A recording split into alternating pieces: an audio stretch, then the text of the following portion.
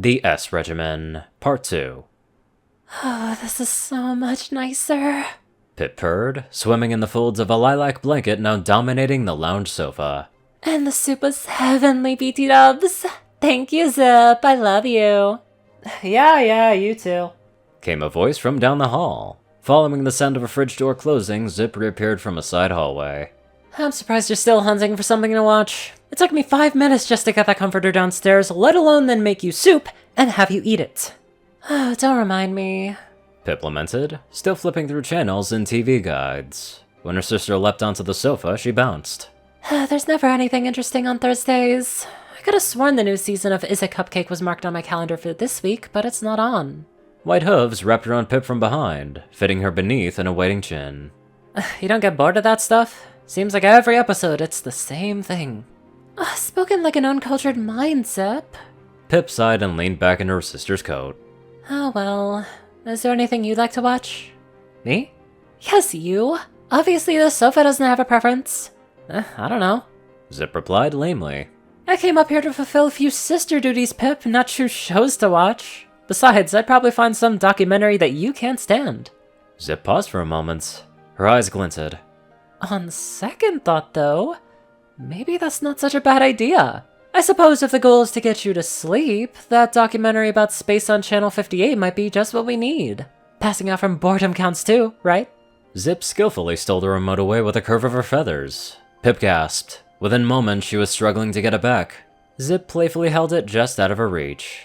Ugh, no, not some mathumentary, Zip! Can't you pick something else? Literally anything else. Nope. Zip said smugly, tightening her grip on the Pegasus while her wing navigated to the proper channel. Look, it's about star formation, Pip. You should know all about that. Wow, you're so funny. Pip deadpanned, sinking into the comforter's depths and closing her eyes. She wore a crude little smile. You know what? I'm feeling awfully sleepy all of a sudden, Zip. I guess I'm not gonna need your show after all. Oh, alright, sis. Enjoy your nap. Let me just turn this up a bit. I can barely hear it. The TV volume skyrocketed. Pip opened her eyes and scowled. Stars are the most widely recognized astronomical objects and represent the most fundamental building blocks of galaxies. The age, distribution, and composition of the stars in a galaxy trace the history, dynamics, and evolution of that galaxy. Zip, you can't be serious. Stars are born within clouds of dust scattered throughout most galaxies. Turbulence deep within these clouds give rise to knots with sufficient mass that the gas and dust can begin to collapse under its own gravitational attraction. Zip, are you for real? Three-dimensional models of star formation predict that the spinning clouds of gas and dust may break up and— Zip, that's too loud! You know I have a headache! Zip muted the TV. She was still smiling. What do you want from me, Pip?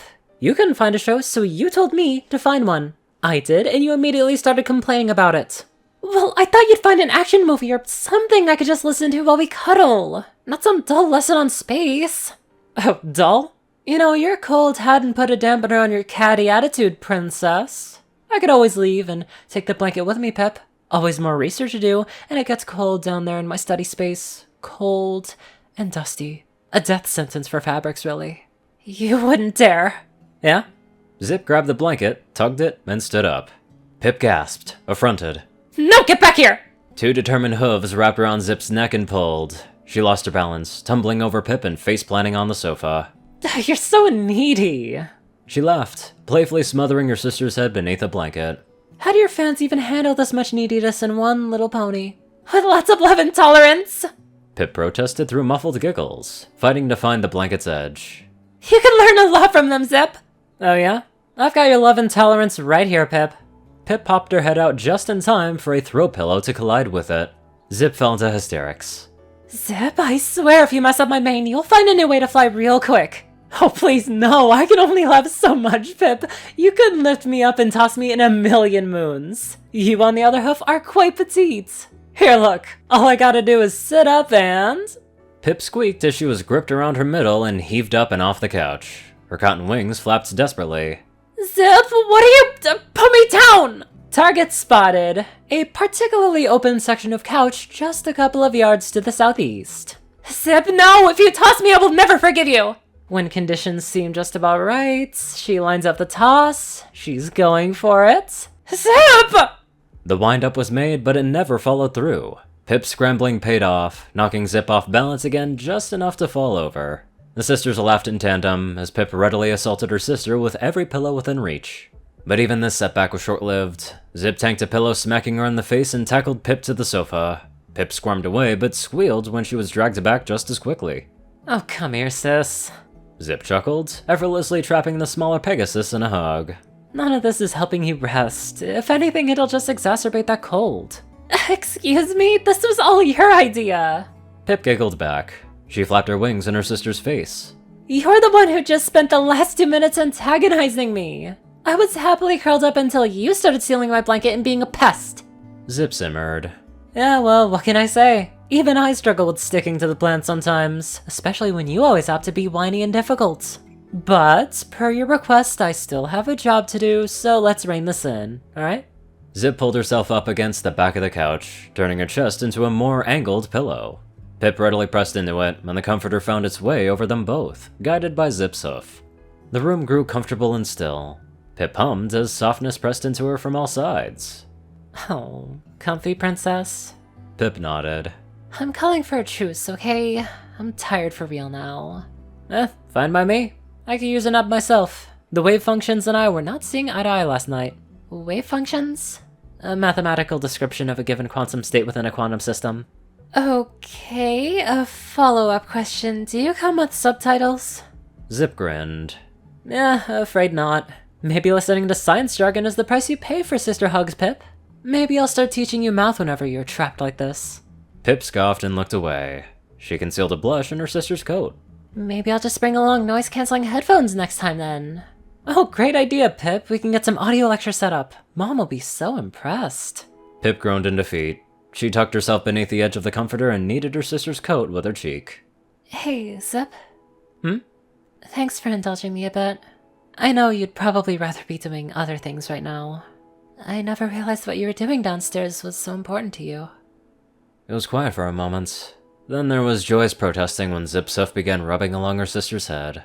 You're important to me too, Pip, and I'm glad you came and said something to me. It's kinda sweet to hear that my pop star sister still wants me to take care of her when she's feeling lousy, you know?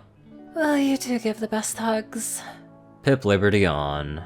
And I don't have to put on a face around you like I do with the Pip squeaks. That's so important when I'm sick and don't have the energy to be charismatic. Right. Your sister will pay attention to you whether you're charming or not, given enough crying. Zip nurtured a smirk, but Pip ignored her. She withdrew within her shell of fabric and coat like a hermit crab. There, Zip couldn't see that she was smiling back. Mom will be home in a few hours from the town hall, by the way. I think she said she's gonna take me out to get another spa treatment. It feels so nice when you're all stuffy. Would you mind staying out here with me until then? The question hung in the air.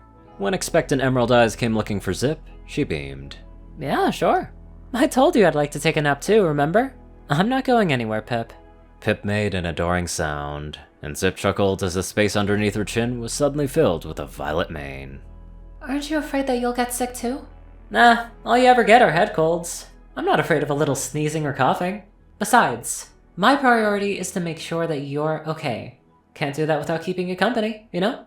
I'm not going anywhere, Pip. Zip, before you sleep, I need you to make out with me. I need you to make out with me, and I need you to just fiddle with me. Okay, Jesus, fuck. This is ass. Why did I do that? Anyway, aside from all that, this frickin' superb. With all the planning, the help from other people, oh my god, all of their effort, flawless. Anyways, while this lawnmower guy passes through my house, let's get on to our amazing donators. Top donators are 630, J10Man, Darkside, Only One Thing, and Ceru Orion. Rayden, Narwhals, Blackmoonheart, Pastel Skies, Austin Rolan, Stu Hex, Swordbrother and Mordred, Omicron, Lyrae, Will, Chris, Twinkie, Zaza, Riot Soul, IronSky, Badass Waffle, Shadow Moon, Luigi88, and many more fantastic people. Thank you all so much for watching this video and live life to the fullest.